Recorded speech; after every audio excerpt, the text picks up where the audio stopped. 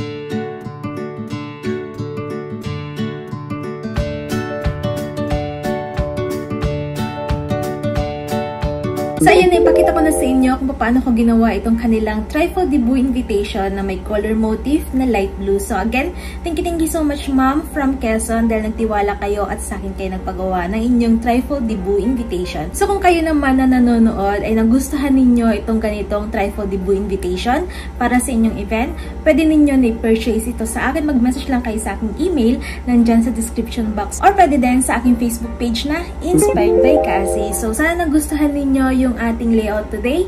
And kung may mga request and suggestion pa kayo, mag-comment lang kayo dun sa baba at gagawa natin yun ng video. Again, thank you so much for watching and see you sa aking next video. Don't forget to like and subscribe. Bye!